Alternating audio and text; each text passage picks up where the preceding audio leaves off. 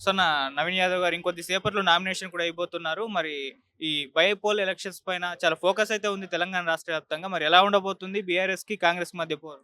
100% నవీన్ అన్న జుబ్లీస్ గడ్డ పైన కాంగ్రెస్ జెండా ఎగురుతాయన్న దాంట్లో మీకు ఎలాంటి అభ్యంతరం లేదు. ఎందుకంటే బీఆర్ఎస్ 10 సంవత్సరాలు అరాచక పాలన చేయడం వలన ప్రజలకు విరక్తి కలిగే ఈరోజు కాంగ్రెస్ రావడం జరిగింది. ఏందంటే ఈడ అనిల్ అన్న జుబ్లీస్ గడ్డ పైన నవీన్ అన్న జుబ్లీస్ గడ్డ పైన 50,000 మెజార్టీ తోటి గెలుస్తాడు. అందులో మీకు ఎలాంటి డౌట్ లేదు. బీఆర్ఎస్ అంటే మాగంటి గారు చనిపోవడం వలన సెంటిమెంట్ ఉంది. బీఆర్ఎస్ వైపు మొగ్గుందని అంటున్నారు. దానిపైన మీరేం ఆ సెంటిమెంట్ ఏం లేదన్న. సెంటిమెంట్ ఏం లేదు.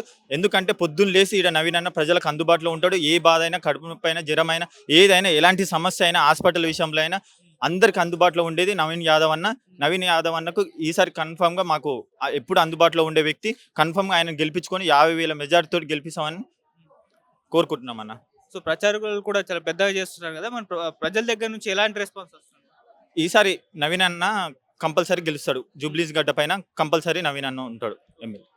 అండ్ ఈ జూబ్లీస్ అంటే సినిమా వాళ్ళు కూడా ఎక్కువగా ఉంటారు. సినిమా ఇండస్ట్రీ నుంచి కూడా ఆయనకు మద్దతు లభించడం చూస్తున్నాం. చాలా మంది సినిమా ఆర్టిస్ట్ కూడా వీడియోలు పెడుతున్నారు. సో, ఇది ఎంతవరకు అసెట్ అవుతుంది నవీన్ అన్నయ్యకి? ఏందంటే నవీన్ అన్న మంచితనానికే గాన వాళ్ళు చేసేది. ఆ నవీన్ అన్న ఆళ్ళతోటి చిన్నప్పటి నుంచి అట్లా రిలేషన్ మెయింటైన్ చేయడం వలన ప్రతి ఒక్కరిని కుసబెట్టి చిన్న పెద్ద తేడా లేకుండా కుసబెట్టి మాట్లాడడం వల్లనే ఈరోజు సినిమా ఇండస్ట్రీ గిట నవీన్ అన్నకు సపోర్ట్ చేయడం జరుగుతుంది. సో, ఎంత మెజారిటీతో గెలవచ్చు ఇక్కడ నవీన్ గారు? 100% 50,000 మెజార్టీ పైననే ఉంటది గానీ కిందకి డౌన్ అయితే ఉండదన్న.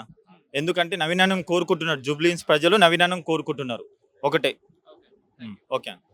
చెప్పండన్నా మరి ఇంకొద్ది సేపట్లో నామినేషన్ అయితే అయిబోతున్నారు. సో, చాలా ఈ ఎలక్షన్స్ పైన అయితే ఫోకస్ అయితే ఉంది. ఎందుకంటే హైదరాబాద్ రాష్ట్ర వ్యాప్తంగా బీఆర్ఎస్సే ఉంది. సో, ఈ ఒక్క ప్లేస్ ఇప్పుడు బీఆర్ఎస్‌ని కుంగదీయడానికి కాంగ్రెస్ గెలవాలని చెప్పేసి చాలా పట్టుబడుతున్నారు. మరి ఎలా ఉండబోతుంది ఈ ఫైట్ అంటారు? నవీన్ అన్న ఇవాళ నామినేషన్ చేస్తుండు 17th నాడు. హ్మ్. ఈరోజు నవీన్ అన్న నామినేషన్ నవీన్ అన్న ఒక్కడే కాదు, జూబ్లీ హిల్స్ ప్రజలు మొత్తం, జూబ్లీ హిల్స్, హైదరాబాద్ మొత్తం, రంగారెడ్డి ఓల్డ్ స్టేట్ మొత్తం నవీన్ అన్న దిక్కు ఇవాళ స్టేట్ చూస్తుంది. నవీన్ అన్న కంపల్సరీ ఇవాళ ర్యాలీ చాలా విజయంగా సాగుతుంది. అలాగే నవీన్ అన్న 50,000 మెజార్టీ పైగా గెలుస్తున్నాడు ఈసారి. అండ్ ప్రచారాలు కూడా పెద్దగానే చేస్తున్నారు కదా! ప్రజల దగ్గర నుంచి ఎలాంటి రెస్పాన్స్ వస్తుంది? ప్రతి నోట అన్న కిరాణా షాప్ నుంచి, పాన్ షాప్ నుంచి, పెద్ద పెద్ద ఫంక్షన్ హాల్స్ దాకా పెద్ద పెద్ద దార్కారు వరకు చూసినా కానీ ప్రతి నోట అందరి నోట్ల ఓన్లీ నవీన్ అన్న, నవీన్ అన్న, నవీన్ అన్న, ఖచ్చితంగా నవీన్ అన్న జిందాబాద్, నవీన్ అన్న జిందాబాద్ అని ప్రతి ఒక్క కార్యకర్త నుంచి, సామాన్య వ్యక్తి నుంచి అందరూ నవీన్ అన్న గెలవాలని కోరుకుంటున్నాను. సో, బీఆర్ఎస్ అప్పుడు మొత్తం గెలిచిన 39 సీట్లలో హైదరాబాద్ పరిసర ప్రాంతాల్లోనే వచ్చాయి. సో, మరి ఇప్పుడు ఇక్కడ బీఆర్ఎస్‌కి పట్టుంది హైదరాబాద్‌లో అని చెప్పేసి వాళ్ళు ఇప్పటికీ చెప్పుకుంటూ ఉంటారు. మరి అలాంటి బీఆర్ఎస్‌కు పట్టున్న ఈ ప్లేస్‌లో మరి ఇప్పుడు కాంగ్రెస్ గెలుస్తుందా అని ఒక డౌట్ వస్తుంది. మీరేం చెప్తారు దీనికి సంబంధించి? అలాంటివి ఏమి లేవన్నా. ఇప్పుడు ఓన్లీ హైదరాబాద్లో మనకి ఎందుకు మన బై ఎలక్షన్ జరిగింది కంటోన్మెంట్లో, గణేష్ అన్న గారు గెలిచారు. ఇక్కడ ఇప్పుడు జూబ్లీస్లో జరుగుతుంది. అలాంటి ఏం లేదు. జూబ్లీస్లో కంపల్సరీ గెలిచి అది నిజం కాదు, కాంగ్రెస్ గెలిస్తే కాంగ్రెస్ అన్ని హైదరాబాద్లో మొత్తం కాంగ్రెస్దే ఉండదని చెప్పి అవని నవీన్ అన్న గెలుపుతోటి చెప్పడం జరుగుతుంది అందరికీ. ఖచ్చితంగా నవీన్ అన్న గెలుస్తున్నాడు ఈసారి. అటు అంతకుముందు మాగంటి గారు ఉన్నారు. ఆయన చనిపోవడం జరిగింది. సో, ఆయన చనిపోయిన తర్వాత ఇప్పుడు సెంటిమెంట్ వీళ్ళకి వర్కౌట్ అవుతుంది. ఆ లెగసీ బీఆర్ఎస్‌కు వస్తుందని చెప్పేసి కూడా మాట్లాడుతున్నారు. దానికి సంబంధించి మీరేం చెప్తారు? సెంటిమెంట్ ఎందుకుంటది అన్న? సెంటిమెంట్ ఏం లేదు. ఆ మేడం జనాలలో వెళ్ళట్లేదు. కొత్తగా వచ్చిర్రు మేడం తిరగట్లేదు. ఆ నవీన్ అన్న చిన్నప్పటి నుంచి ప్రజలలో వండుకుంటూ ప్రతి ఒక్కరు ఇంటికి వచ్చిన ఎవరైనా సరే, ఈ నియోజకవర్గం ఎక్కడ పక్క నియోజకవర్గం ఎవరు వచ్చినా కానీ అన్న ఇంట్లో కూర్చోబెట్టుకొని మాట్లాడి, ఎందుకు వచ్చారు తమ్మి, ఏమైంది అంటే ప్రాబ్లం ఏమన్నా అని చెప్పి ప్రతి ఒక్కరితోటి అన్న అన్న అన్న అనుకుంటా, అన్న తమ్ముడు అని పిలుచుకుంటా ప్రతి ఒక్కరికి గౌరవం ఇచ్చుకుంటా అన్న తిరగడం జరుగుతుంది. ప్రతి ఒక్కరిని కలుపుకోవడం జరుగుతుంది. అన్నని ఓడిపోవడం కారణం అసలు అది వీలే లేదు. అన్న బరాబర్ జూబ్లీహిల్స్ గడ్డ మీద నవీన్ అన్న జెండా ఎగురుతుంది కంపల్సరీ. సో, మున్ముందు ప్రచారం అంటే ఎలక్షన్స్ టైం నాటికి ఏ విధంగా జరగబోతుంది? దానికి సంబంధించి షెడ్యూల్ ఎలా ఉంటుంది? డే బై డే ప్లాన్ చేస్తున్నాం అన్న. అది ఇప్పుడు చెప్పడం జరుగుతుంది ముందల. రేపు వాళ్ళు నామినేషన్ అయిపోయాక రేపు ఎల్లుండి అన్న షెడ్యూల్ రిలీజ్ చేయడం పడుతుంది. షెడ్యూల్ రిలీజ్ చేసినాక ప్రోగ్రామ్స్ ఎలా పెట్టాలి, ఎలా చేయాలి, ఎలా ముందుకు వెళ్ళాలి కార్యకర్తలతో అని చూడమని. సో, ఇటు రేవంత్ రెడ్డి గారు ప్రచారానికి వచ్చే అవకాశాలు కనిపిస్తున్నాయని వార్తలు వస్తున్నాయి. వచ్చే అవకాశాలు ఉన్నాయా? డెఫినెట్లీ వస్తారన్న. రేవంత్ అన్న ఎందుకు రాడన్న? రేవంత్ అన్న నవీన్ అన్న చాలా క్లోజ్. అంత మనం చెప్పే స్థాయి మనది కాదు. నవీన్ ఖచ్చితంగా రేవంత్ అన్న కూడా వస్తారని అనుకుంటున్నాము. చూడాలన్న, మేము కూడా వెయిట్ చేస్తున్నాం. దాదాపు ఎన్ని సీట్ల మెజారిటీతో గెలవచ్చు అంటారు? 50,000 పై మెజార్టీ అన్న. 50,000 మెజార్టీ పైన నవీన్ అన్న గెలుస్తుండు జూబ్లీహిల్స్ గడ్డ మీద. థ్యాంక్ యూ అన్న. సో, చెప్పండి, బై ఎలక్షన్స్ పైన అయితే తెలంగాణ రాష్ట్ర వ్యాప్తంగా ఒక క్యూరియాసిటీ అయితే ఉంది. సో, ఎవరు గెలుస్తారా అని చెప్పేసి మరి ఎలా ఉండబోతుంది బీఆర్ఎస్‌కి కాంగ్రెస్ కి మధ్య పోరు, నవీన్ యాదవ్ గారు నామినేషన్ కూడా అయిపోతున్నారు. మరి ఎలా ఉండబోతుంది పోటీ? సార్ ఇది అకాల మరణం వల్ల బై ఎలక్షన్ వచ్చింది. తర్వాత సింపతి అనేది ఈ రోజు మటుకు నవీన్ యాదవ్కు ఉన్నది. నవీన్ యాదవ్ గత 3 పర్యాలుగా అతను ఓడిపోయినా అతను పట్టు వదల విక్రమార్కుడిలాగా ముందుకెళ్ళి కాంగ్రెస్ టికెట్ అతనికి వచ్చినందుకు మా గర్వకారణము. నేను ఈ కాన్స్టిట్యున్సీ మనిషినే కాబట్టి 100% నవీన్ యాదవ్ గెలుస్తాడు పెద్ద మెజార్టీతోని. అతని సేవా కార్యక్రమాలు, అతను చదువుకున్న యువకుడు, మంచి యువకుడు, ఈ ప్రజల్లో టచ్ ఉన్నవాడు, జూబ్లీ కాన్స్టిట్యున్సీతో టచ్ ఉన్నవాడు. అదే కాకుండా జూబ్లీ కాన్స్టిట్యున్సీలో 40% ధనికులు ఉన్నారు, 60% చిన్న కుటుంబాలు ఉన్నాయి. ఆ చిన్న కుటుంబాలు కోరుకునేది ఒకటే, ఎందుకంటే పెద్దవాడు వచ్చి ఓటు అయ్యాడు ఎప్పుడు. అందుకనే ఇప్పుడు ఈ యొక్క బై ఎలక్షను తప్పకుండా నవీన్ అన్న గెలుస్తాడు, పెద్ద మెజార్టీతో గెలుస్తాడు. నేను కూడా ఈ కాన్స్టిట్యున్సీ మంచినే. అంటే సెంటిమెంట్ అనేది వర్కౌట్ అవ్వదు. సెంటిమెంట్ అనేది వర్కౌట్ అండి. ఒకటండి, మేము కూడా చాలా అంటే పెద్ద పెద్ద ఆర్గనైజేషన్లో పనిచేసిన జనరల్ సెక్రటరీగా ఆ సెంటిమెంట్ ఎప్పుడు ఉంటుంది సెంటిమెంట్ అప్పటి వరకే. అదే ఒకవేళ ఆ మేడం గారు మన ఎక్స్ ఎమ్మెల్యేతో, చనిపోయిన ఎమ్మెల్యేతో తిరుగుంటారు, ఆమెకు అంత చరిస్మా లేదు. ఈ ఎలక్షన్ అనేది నాకు తెలిసిన మట్టుకైతే ఈ కేటీఆర్ఏ నడిపిస్తున్నాడు, ఇంకెవరు నడిపిస్తారు? కేటీఆర్ఏ నిలబెట్టి చూస్తున్నాడు. అతను రాడు, వాళ్ళ బీఆర్ఎస్ రాదు. తప్పకుండా ఈ గడ్డ మీద, మన జూబ్లీస్ గడ్డ మీద తప్పకుండా నవీన్ యాదవ్ గెలుస్తాడు, కాంగ్రెస్ గెలుస్తుంది, కాంగ్రెస్ పార్టీ ముందు అడుగులో ఉంటుంది. ఇటు బీఆర్ఎస్ అప్పుడు 39 సీట్లు గెలిచినప్పుడు మొత్తం కూడా హైదరాబాద్ పరిసర ప్రాంతాల్లోనే గెలవడం జరిగింది. అంటే బీఆర్ఎస్ కు హైదరాబాద్ లో పట్టు ఉందని చెప్పేసి వచ్చింది. మరి ఇప్పుడు అటువంటి పట్టున్న ఈ కాన్స్టిట్యుయెన్సీ లో కాంగ్రెస్ గెలుస్తుందా, గెలిచి చరిత్రాత్మక విజయం సాధిస్తుందా, నవీన్ యాదవ్ గారు గెలుస్తారా అని ఒక చర్చ జరుగుతుంది. దానికి సమాధానం సార్ మీరు చెప్పిన మాటకు నేను సమాధానం చెప్తున్నాను. ఓకే, సిటీ మొత్తంలో దొరకలే. మన బై ఎలక్షన్ సాయన్న గారు చనిపోయిన తర్వాత, బై ఎలక్షన్ అయిన తర్వాత అక్కడ శ్రీ గణేష్ గారు ఎమ్మెల్యేగా గెలిచారు. ఎందుకు?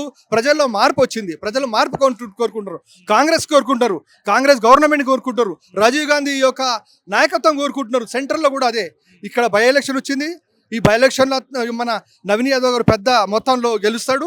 ఇది మా గ్యారంటీ, మా కాన్స్టిట్యున్సీ గ్యారంటీ.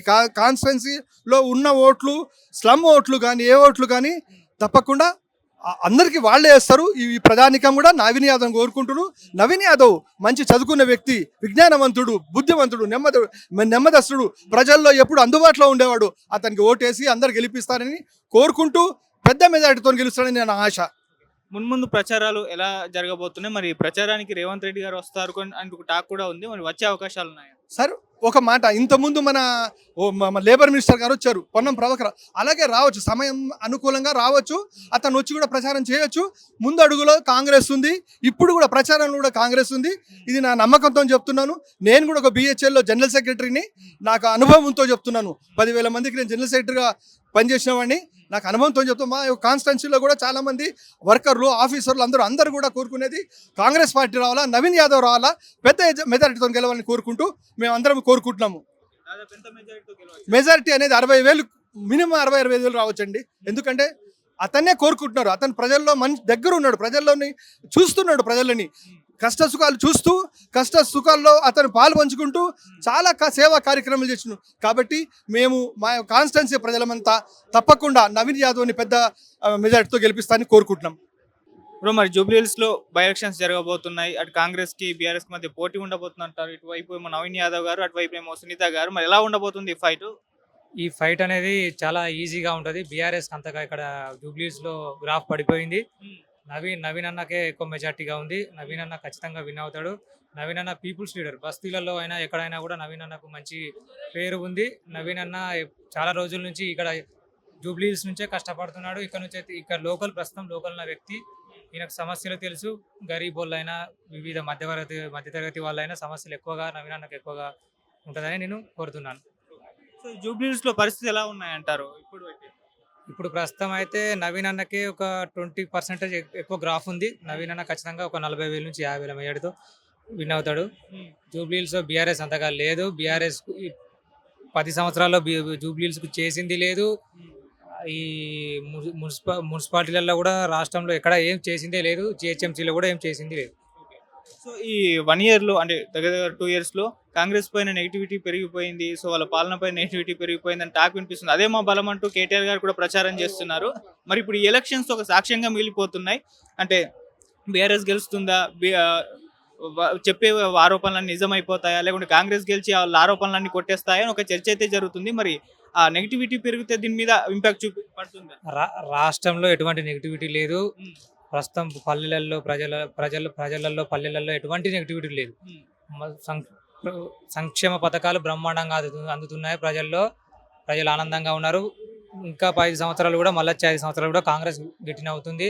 10 సంవత్సరాలు అధికారంలో ఉంటుంది. ఆ, ఎటువంటి నెగిటివిటీ లేదు ప్రజలలో. కాంగ్రెస్ మీద బీఆర్ఎస్ మీద ఉన్నంత నెగిటివిటీ అసలు లేదు. ఇంకా 10 సంవత్సరాల వరకు కూడా బీఆర్ఎస్ మీద నెగిటివ్ ఉంటుంది, కానీ కాంగ్రెస్ మీద నెగిటివ్ ఉంటుంది. ఆ సంక్షేమ పథకాలు 6 గ్యారెంటీలు నెరవేర్చినవి, ఇంకా కొన్ని ఉన్నాయి, అవి కూడా నెరవేరుస్తారు. ఖచ్చితంగా ఈ జూబ్లీహిల్స్ బైపోల్లో నవీన్ అన్న బంపర్ మెజార్టీతో గెలవబోతున్నాడు. నవీన్ అన్న ఒక బీసీ బిడ్డగా, ఒక యాదవ సామాజిక వర్గం నుంచి మంచి గ్రాఫ్ ఉంది అన్నకు, మంచి బయటపడతాడు.